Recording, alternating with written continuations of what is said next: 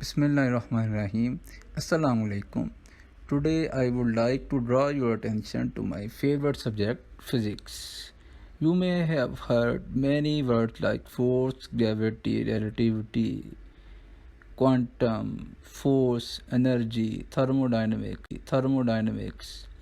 These all words or these entities somehow related to physics. The basic question is, what is physics?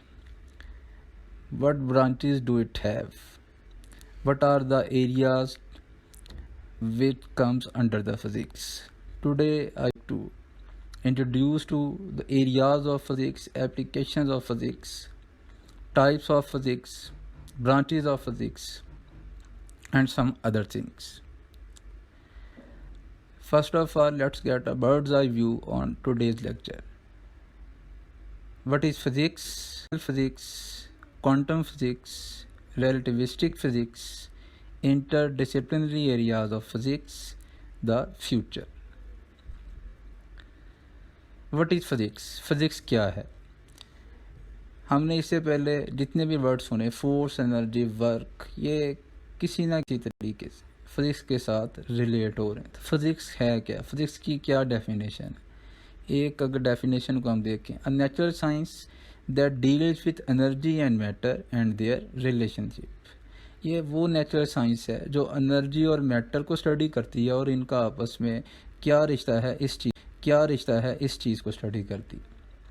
जहाँ पे भी आपको energy और matter अगर नज़र आए तो आप समझ जाएं कि वहाँ पे फिज़िक्स काम कर रही. एक और इसकी अगर सिंपल हम जो डेफिनेशन है उस पर आएँ, the study of motion of matter through space and time. Study है स्पेस एंड टाइम में. स्पेस और टाइम, आइंस्टाइन के जनरल थियरी ऑफ रिलेटिविटी को जब हम स्टडी करेंगे तो हम इसको अंडरस्टैंड कर सकेंगे कि स्पेस एंड टाइम क्या चीज़ है. थर्ड, अगर इसकी एक और डेफिनेशन पे हम आएँ, the study of related entities of energy and force. Energy और फोर्स से रिलेटेड एंटिटीज़ की जो स्टडी है उसको भी हम फिज़िक्स बोलते हैं. तो अभी तक अगर आपने कहीं फिज़िक्स पढ़ी है या कहीं आपने कोई वर्ड सुने, तो जहाँ पे भी एनर्जी, मैटर, फोर्स, इनसे रिलेटेड कोई चीज़ आपको अगर आए नज़र, उसको चाह रहे हैं, उसको अगर आप ऑब्ज़र्व करना चाह रहे हैं, तो आपको फ़िज़िक्स की हेल्प की ज़रूरत होगी.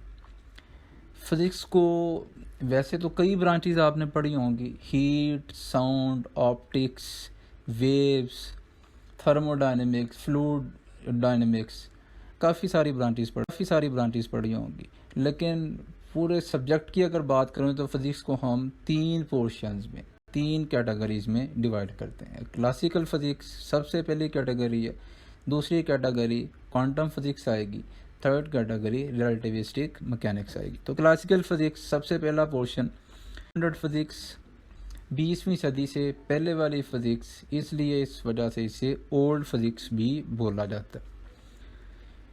इसकी अगर प्रॉपर डेफिनेशन पे हैं जो हमें थोड़ा सा इसका आइडिया हो जाएगा.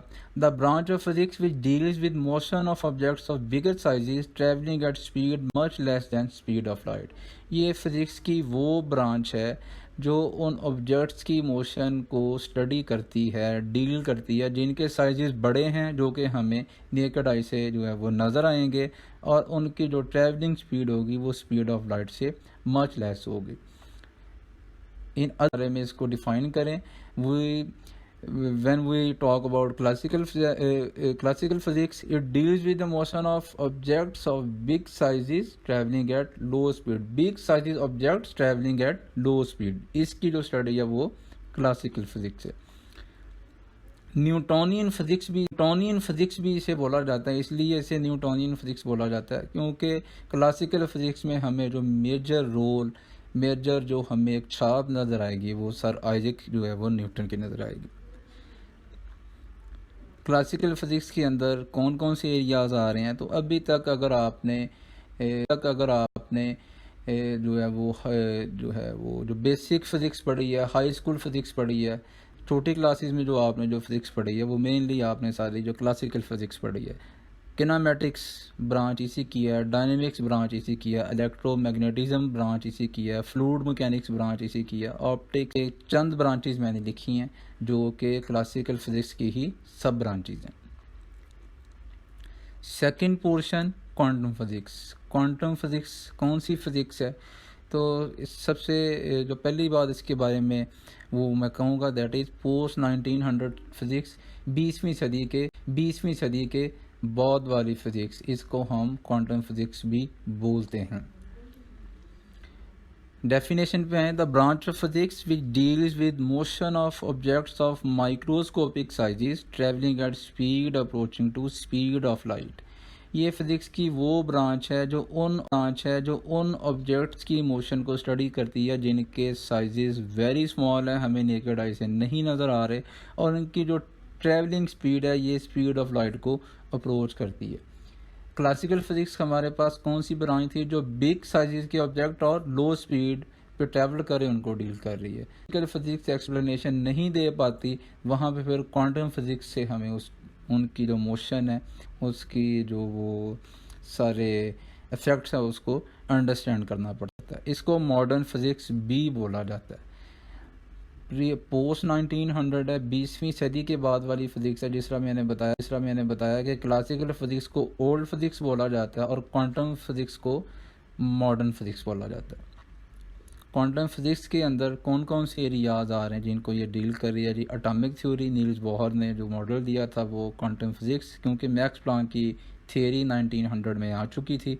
उसके बाद एटॉमिक मॉडल आया हमारे पास। Nuclear physics, fission reaction, fusion reaction, alpha rays, beta और गामा रेज, ये सारी चीज़ें half life quantum physics deal कर रही है। स्पेक्ट्रोस्कोपी, इस चीज़ को भी फिजिक्स ही डील कर रही है। एक्सरेज की प्रोडक्शन है इसमें, फिर वो लेज़र है, और ये सब चीज़ें ये स्पेक्ट्रोस्कोपी में आ रही हैं हमारे पास। पार्टिकल फिजिक्स भी क्वांटम फिजिक्स में शामिल की जाती है। हाँ जी, थर्ड ब्रांच हमारे पास है जी रिलेटिविस्टिक मैकेनिक्स। मैकेनिक्स हमें पता है, तो रिलेटिविस्टिक मैकेनिक्स हमारे पास कौन सी ब्रांच होंगी? और इसमें दो थेरीज का मेजर रोल है जिनकी बेस पे ये ब्रांच है जी। जनरल थ्योरी ऑफ रिलेटिविटी और स्पेशल थ्योरी ऑफ रिलेटिविटी। दोनों थेरीज आइंस्टाइन की हैं। इन दोनों थेरीज के बेस पे ये फिजिक्स की ब्रांच को हम स्टडी करते हैं। डेफिनेशन पे आएंगे अगर हम, unknown quantum mechanical description of a system of particles or of a fluid in cases where the velocities of moving objects are comparable to the speed of light। Non quantum mechanical description है जी particles की, fluids की। ये अब ज़ाहिर सी बात है ये भी हो सकते हैं, और इनकी जो वेलोसिटी होगी वो स्पीड ऑफ लाइट को अप्रोच करेगी। यहाँ पे हमको स्टडी करने के लिए रिलेटिविस्टिक मैकेनिक्स को यूज़ करना पड़ेगा। रिलेटिविस्टिक मैकेनिक्स के अंदर कौन कौन से एरियाज़ आ रहे हैं? स्पेस टाइम का कॉन्सेप्ट आ रहा है इसमें।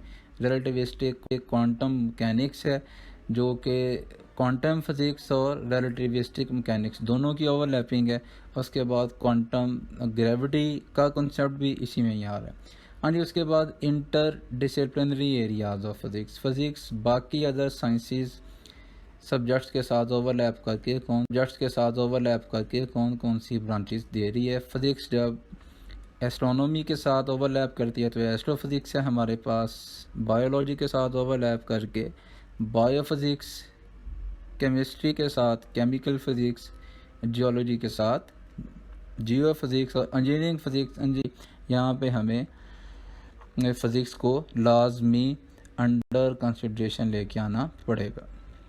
द फ्यूचर ऑफ फिजिक्स भी हम इसे कहेंगे, और फ्यूचर ऑफ हम यूनिवर्स भी कहेंगे, क्योंकि पूरी यूनिवर्स को अगर हमने अंडरस्टैंड करना हो तो फिजिक्स की हमें ज़रूरत है। तो फिजिक्स का फ्यूचर खैर अभी तक के लिए हम देखें तो कौन कौन से ऐसे कॉन्सेप्ट्स हैं जो इसमें आ रहे हैं। द स्ट्रिंग थ्योरी है जी, ये हमें एक जो है वो नई चीज़ है, एक नई जो है वो डेवलपमेंट हो रही है फिजिक्स में। क्वांटम ग्रेविटी का कॉन्सेप्ट है, जिस तरह लाइट के लिए क्वांटा की नेचर है तो ग्रेविटी के लिए क्वांटम नेचर प्रूव की जा रही है। डार्क एनर्जी और डार्क मैटर, ये भी डार्क मैटर को अंडरस्टैंड जो है वो इसके बारे में एक्सप्लेनेशन आ रही है कि हमारा जो यूनिवर्स है बहुत सारा इसमें डार्क मैटर मौजूद है और डार्क एनर्जी भी है जो कि हमें आम आँख से नहीं नज़र आ रही, लेकिन इसका होल जो किरदार मौजूद है। तो उम्मीद है कि आपको ये थोड़ा सा मैंने इंट्रोड्यूस करवा दिया होगा फिज़िक्स के साथ, तो एक स्केच आपके जहन में कुछ जो है वो उसका कुछ बना होगा कि फ़िज़िक्स क्या है, कौन कौन से एरियाज़ को डील कर रही है, कहाँ कहाँ पे ये अप्लाई हो रही है। उम्मीद है आपको ये लेक्चर पसंद आया होगा, आपको फ़िज़िक्स भी पसंद आई होगी। तो इंशाल्लाह इसी सीरीज़ को हम इंशाल्लाह आगे कंटिन्यू रखेंगे।